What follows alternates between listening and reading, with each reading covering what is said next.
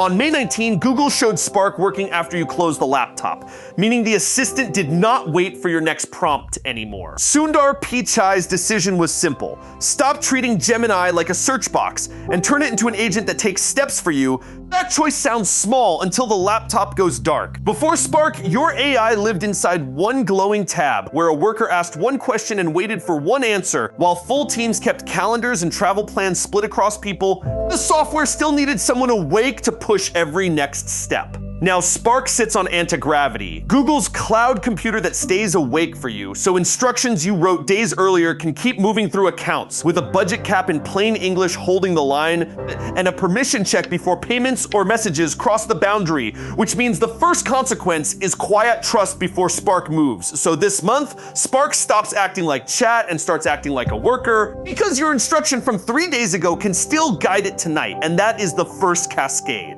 One request becomes many quiet steps. A reply is drafted, but the send button waits for you because Google is selling autonomy with a brake pedal built in, so before money moves, Spark checks the cap you wrote in plain English. That means an agent is not one answer, it is supervised work, and anti-gravity is the machine room behind that work, Google's cloud server that keeps your AI alive while your phone sleeps, meaning the real product is not the model, it is the runtime. Because a cheap, fast brain only matters if it can stay deployed, Gemini 3.5 flashes the brain, and Spark is the worker. And once custom sub-agents arrive, you stop assigning tasks one by one, you start assigning outcomes, and Google's bet gets bigger in the ledger. And once that work keeps running overnight, the cost story changes because one agent can chase errands while whole desks go quiet.